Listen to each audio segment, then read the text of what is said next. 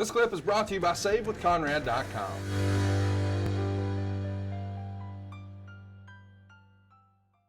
Well, this won't be hard. Ole Anderson on why Eric fired him. Here we go. Jim Cornette has said that you and Bryant got fired because you did business with him on WCW's property. Is that true? I got fired because Eric Bischoff was running everything. Eric Bischoff fired me, fired Greg Gagne. Greg Gagne didn't have nothing to do with what's his face. Right.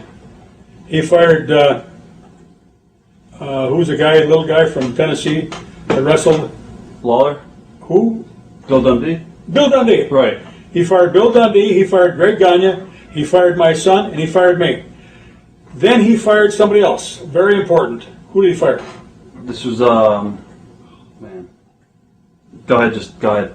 Jim Barnett. Okay. He fired Jim Barnett. So it's got nothing to do with anything else that they're talking about.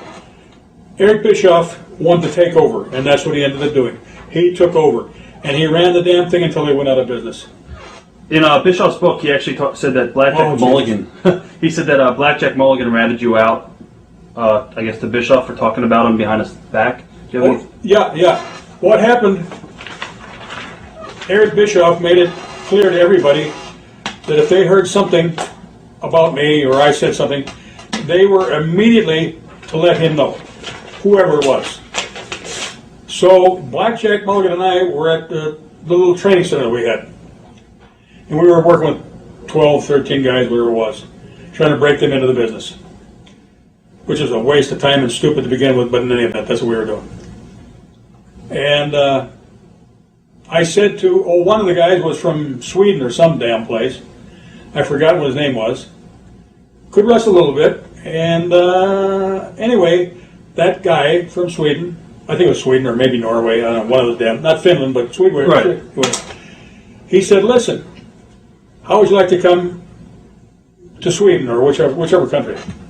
I said, what do you mean? He says, I think we can put together a damn good deal up there where I can get some people who've got some money and we can promote wrestling up there. I said, I'll tell you what, you find somebody that's got $2 million, I'll go. Then put up another how many millions of dollars you got to have, because the $2 million is for me. I'll go. And I'll do whatever you think you want done. You line up. He says, I'll line it all up. He said, don't worry, I'll line it all up. The guy that heard it was? Blackjack Mulligan. Blackjack Mulligan. What a stupid bunch of shit. Blackjack Mulligan couldn't wait to get a hold of Eric Bischoff to tell him that Ole was planning on taking talent to go to Norway or Sweden or where the hell ever and run wrestling. Right. Like, what difference would it fucking make if I did it anyway? What the hell would it, Right. It got nothing to do with the people over here in the United States. Well, anyway, that was Eric Bischoff's reason, or a reason, supposedly, to fire my ass. But that wasn't the real reason. He just didn't want me, because I would say stuff about all kinds of shit. Right.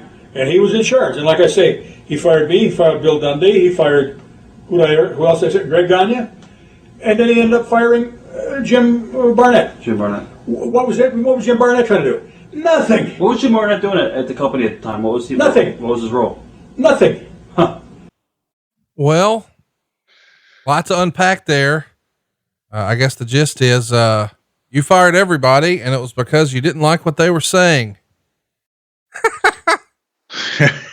My sentiments exact. Ole is he's so funny to listen to because he's so absurd. First of all, the wrestler that Ole was talking about was, and this individual is no longer with us, but his name was Frank Anderson.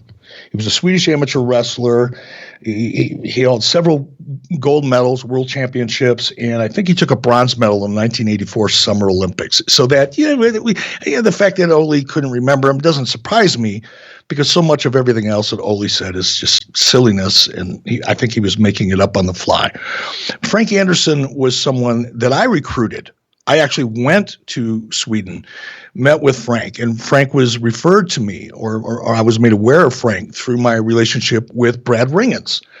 And Frank was a great looking guy. He was great on camera.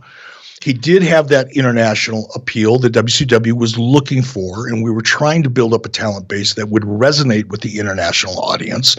And Frank certainly had the amateur wrestling background, an Olympic wrestling background.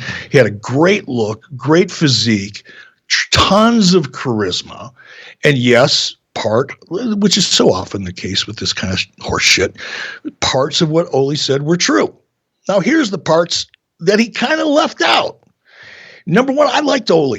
I enjoyed working with Ole before I took over and had to be responsible for management and had to run WCW like a company and not like some small Georgia territory where you could get away with, doing things that you just couldn't get away with doing in a corporate environment. And one of those things Ole was known for was raising his voice, talking like a sailor. And I'm no saint, but when I'm in the confines of a corporate environment or people who I just work with and don't have close personal relationships, or I'm not doing this show, which is a whole different animal, I'm not dropping F-bombs. I've always tried to be very professional in terms of the way I spoke to people. Doesn't mean I didn't lose my temper from time to time. Doesn't mean I didn't go off on people from time to time, but you'd never hear the kind of, nothing against truck drivers and sailors, but you'd never hear the kind of truck driver sailor language coming out of my mouth inside the halls of Turner Broadcasting that you would hear from Ole. And if that wasn't bad enough, because most people had just gotten used to that. It was kind of, oh, well, that's just Ole. That's just Ole. That's just who Ole is. But there's a certain point, especially coming off of what we had gone through with Bill Watts and the microscope that we were under from a human resources perspective, that's just Ole attitude was no longer going to fly. But because I liked Ole and because I didn't want to fire Ole, I put him where he belonged, which was in a power plant. Because Ole, much like Greg Gagne, was he could teach. He was good at it. There's a saying, and I'll butcher it, so I'm not going to try to repeat it. But some people can do things. Some people are really great at things, and some people are great at teaching. Ole wasn't ever considered a great wrestler. Sure, he had his moment in time when wrestling was what wrestling was as a regional territory. I'm not taking that away from Ole, but what Ole was best at was teaching. And I thought, okay, this is a guy that cannot live. And besides that, he was banging Sharon Sadello, which it's turned out, created all kinds of other issues because Sharon Sadello was such a political fucking animal. And Ole was doing everything he could to try to resurrect her hierarchy within WCW. I should have fired her right off. I should have fired her with Ole is what I should have done. But I didn't because she had some value. But Ole, I thought, you know what? I can't have him in the Turner offices, so I'm going to send him down to the power plant and do what he probably is best at, which is, working with talent in that environment, which would have been a safer environment, corporately speaking, than the halls, the 14th floor of the CNN Center, which, Ole was a square peg in a round hole in that environment. So rather than fire him, oh, by the way, and the incident that really drove me to send him to the power plant was because he couldn't stand the fact that Ole couldn't stand the fact that talent was making so much money and was enjoying so much success because it was success and financial rewards that Ole never achieved. And look, a lot of that has to do with timing. I'm sure there are a lot of NFL players from back in the 60s and 70s, those are still with us in the 80s, that are probably just pissed that, they weren't making the big money that, NFL players today that most of us have never even heard of are making. But rather than just move on and be grateful for the opportunity that Ole had, his frustration manifested itself in, like I said, horrible language in a corporate environment. And the straw that broke the camel's back was at one point he got into some kind of an argument or discussion, and he was yelling and screaming and motherfucking everybody. You could hear him, 3/4 of the way, throughout the CNN Center, and he got pissed off and punched a hole through a wall. That was it. No more corporate for you, dude. And I sent him down to the power plant for his own good, as well as thinking that he could really contribute there. Now, let's talk about Blackjack Mulligan. I helped Blackjack out. When I say helped him out, I gave Blackjack an opportunity at a time in his life when no one else would. And Blackjack was coming off some difficult challenges. And there were enough people around me that I trusted in their opinions that suggested that Blackjack would be an asset down at the power plant. So I brought Blackjack in. I had a couple conversations with him. I liked him. I liked his perspective. And more importantly, I thought that it was a role that he could thrive in. So I brought Blackjack in. Now, I will say, I think Blackjack was a very loyal person. And I think Blackjack was very grateful for the opportunity that I gave him because he needed it. And Ole, being the complete idiot that he was, comes into the power plant, and the first thing he does is start ragging on me. It had nothing to do with Frank Anderson. It had nothing to do with Ole Anderson taking anybody and doing anything over there. Fuck that. Nobody in their right mind would think that that's true. It had nothing to do with any of that. Ole was just being Ole, like he would do almost every day. And he was motherfucking me to Blackjack Mulligan. And Blackjack knocked him out. Blackjack didn't pick up the phone and call me. I didn't have a bounty on anybody's head or offer money up or a pat on the back or any other type of encouragement to report back to me if anybody said anything bad about me. That is so much horse shit. It's just anybody that knows me, that worked with me, knows that that is horse shit. It's just not me. It never has been me. But Ole, because he was so fucking stupid and he was always trying to be the tough guy. He was always trying to be the tough guy. He couldn't let go of the fact that he was no longer the Ole Anderson The boss. that he was in the 70s and the 80s and the boss. He couldn't deal with it. And he walked into the power plant, started motherfucking me for who knows what reason. Probably because he got moved down to the power plant and he was no longer part of the corporate structure of WCW. And Blackjack didn't say a word. He just knocked him out with one punch. So much for big, bad Ole Anderson and tough guy Ole Anderson. He went down like a sack of shit, which is really what he was at that point, from one punch from Blackjack Mulligan. Now, I wasn't there. I didn't see it. But a number of people that were there described what happened to me. And it was at that point I said, you know what? This guy's just not going to make it. I can't hide him. Where am I going to put this fucker where he's not going to do something that's going to cause me or WCW further embarrassment or corporate Turner Broadcasting? And that's why I fired him. But, you know, rather than admit that to himself and say, much like I did moments ago when I, clearly pointed out that my failure to achieve success in WWE was my fault. It wasn't Vince's fault or anybody else's. It was my fault. I don't care. I don't have any inhibitions about admitting that. But Ole wasn't built that way. And in his frustration, he said the wrong thing to the wrong person who happened to be pretty loyal to me for the right reasons, I guess, and knocked him on his ass, knocked him out in front of everybody. He lost all of his credibility. And at that point, there was just nothing I couldn't hide him anymore. That's the truth. Had nothing to do with anybody else. Had nothing to do with Greg Gagne or Jim Barnett. And what's really interesting, yeah, I did fire Jim Barnett, by the way. I'm not proud of that because I like Jim. But sometimes you have to make a decision.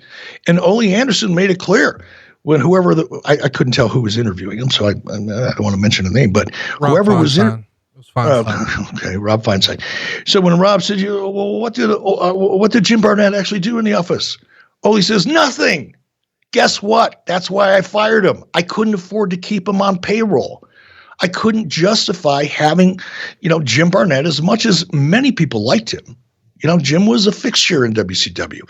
I missed being able to, because I would do it almost every morning when I would get to the office. More often than not, Jim would be there before me. He liked to get to the office. He had a driver who'd get him to the office super early. And him and Gary Juster would be in there and talking about whatever him and Gary Juster talked about. The dirt, my boy, the dirt. And I got a kick out of that. And I would go in and I'd have coffee with Jim. I enjoyed Jim. But it got to a point where you can't afford to have somebody around as office furniture. And I don't mean that disrespectfully, because at one point in the wrestling industry, Jim was a very important person, but much like Jerry Jarrett, that time had passed. Do you think Vince McMahon, given his relationship with Jerry Briscoe, and as recently we know, WWE had to let Jerry go? Not because he didn't respect Jerry, not because he didn't like Jerry. I think on a personal basis, Jerry Briscoe and Vince, I think Jerry Briscoe is probably as close as you can get outside of Vince McMahon's family, to saying he's a friend of Vince's. But at some point, you have to make tough decisions. And that was the tough decision that I had to make with Jim Barnett. It certainly had nothing to do with Ole, or the fact that Jim Barnett was saying anything that I would disagree with. Jim Barnett didn't say anything that anybody disagreed with. That's why he was able to stick around so long. He was the epitome of a political savant. And that ability and awareness allowed Jim to stick around probably 10 years longer than he should have. But at some point, you just can't justify it. And it had nothing to do with Ole or any of the nonsense that Ole said. Well, we're not done with Ole. Ole's got an opinion as to why Eric succeeded in WCW. Let's take a listen. Your son Brian, when he got into the business? Bryant. Okay. Bryant. Were you surprised that Eric Bischoff let him go so soon? No. Eric Bischoff is a piece of crap, in my opinion. Why is that? Because he is. He wrote a letter to Turner, which got him his job, which basically said he was running everything for Vern Gagne. Vern Gagne hired Eric Bischoff to the same thing that I hired Eric Bischoff for. That was to do a little TV announcing and crap like that. But Eric Bischoff was smart enough to do something that I was incapable of doing, or didn't do, and that is suck ass. And he got a hold of this guy that I'm trying to remember, and I can't remember the goddamn guy's name is. He was he was on the Turner's board. Do you remember the first name? I'll probably get it if you say the first name. I can't remember the first name. Okay. But he's the only guy that you'll find. He was on the board, Turner's board of directors. I'll find out. But keep on going. Anyway. Bill Shaw. Was it Bill Shaw? Bill Shaw. There you go. Bill Shaw. That's who it was. Well, Eric Bischoff, like I say, was busy every day, or tried to do every day, go to lunch with this boss. And he was always kissing somebody's butt. So what do you think? You're a kiss ass who's a piece of shit who fired his son. It's interesting how little bits and pieces of these ridiculous stories that these guys come up with. Now, Ole referred back to this letter that I presumably wrote to Ted Turner. Think about this. How a guy that's working for Vern Gagne in Minnesota, who's flat on his back financially, decides, I'm going to write a letter to one of the most powerful people in media and talk about all the great things that I've done or I'm capable of doing. It's just absurd. The beginning of the story makes it absurd from the get-go. It didn't happen that way at all. The way it happened was that I heard that WCW may be looking for an announcer. I was living in Minneapolis at the time. I had been doing AWA on ESPN 5 days a week from 3 to 4 Central. So I had a fair amount of television presence at that time. And I went to an agent, a friend of mine who used to represent me in print and commercial acting. And her name was Stevie Kozachow. I said, Stevie, I'm desperate. I heard that these people are looking for some talent. I'm going to put together a demo tape. Could you please get it to the right person at WCW? And by the way, that right person was Jim Hurd. I didn't even know who Bill Shaw was at the time. And I certainly didn't think I could write some letter extolling the virtues of all my abilities and talents and send it to Ted Turner and expect to get a response. That's just like the dumbest shit that I've ever heard. And I didn't know who Bill Shaw was. And by the way, Bill Shaw wasn't on the board of directors. Just point out another little flaw in that story. But I went to my agent friend, Stevie, and I got her a 1/2-inch tape and a resume. And my resume had nothing to do with anything other than my on-camera experience, because that's really all I did other than some basic grunt work in the post-production suite, just because I wanted to learn how shit worked. And I volunteered my time for that. A guy by the name of Joe Chupek and Mike Shields ran that department. I just tagged in because I wanted to see how it all came together. But I didn't reference any of that, in my resume. I only used my on-camera experience and examples within that demo tape. And Jim Hurd is the guy that hired me as a C-Squad announcer. It had nothing to do with Bill Shaw, and it had nothing to do with Ted Turner, number one. Now, after I had arrived in WCW, because Jim Hurd famously sat down with me and said, Ted, it's funny because I was just talking to somebody, and I'm not going to mention the name yet. I'm not going to mention it. But I was talking to somebody the other day. I'll mention it next week. But I was talking to somebody the other day. He said, man, I never told you this story. This was someone who worked in WCW prior to me getting there. I'll never forget this story. Jim Hurd took me out to lunch because I'm going to hire this good-looking kid from Minnesota, and the only reason I'm going to hire him is because I want to piss off Tony Schiavone and Jim Ross. Paraphrasing, but something close to that, which, by the way, is the same thing that Jim Hurd said to me after I had been down doing, my demo tape for Jim, specifically with Diamond Dallas Page in the post-production area of WCW, down in the basement or the lower level of CNN Center. They came in, they flew me in, I did my audition, they edited that tape together, they ran it up to Jim Hurd. I went over to one of the restaurants in the CNN Center. I waited about an hour and a half or 2 hours. I finally got a phone call and a message or a text or something to come up and meet with Jim Hurd, and I did. And that's when I was hired. I didn't know who Bill Shaw was at that time. I didn't know who Bill Shaw was until, Buckethead, Bill Watts. I didn't really know who Bill Shaw was or his role in the company until Bill Watts was fired and Bill Shaw came in and laid down the law. And by that time, I was on my way out the door. I was looking for another gig because I was miserable and I didn't see a future for WCW, and the wheels were falling off. It was losing millions and millions and millions of dollars year after year after year, and none of these fucking wrestling geniuses like Ole Anderson or anybody else could figure out how to make it work. And I thought, what the hell am I going to do here? I've got to look for another gig because this isn't going to work out. I was on my way out the door. Bill Shaw came in and said, this is what we're going to do. We're looking for an executive producer. We want somebody in charge of television that actually is looking at it from a television perspective and not a 1970s wrestling perspective, like Ole Anderson, like Bill Watts, like Greg Gagne. Jerry Jarrett, I don't think he was even in the 70s. I think he was still living in the 60s at that time. None of these geniuses who knew so much and had the key to the wrestling kingdom, and all you had to do was point them to the door, and they would pull out their magic key, and he would turn the lock, and the world would open up in front of them, and wrestling would be successful again if only you would give them the opportunity. The problem is none of them had a fucking idea.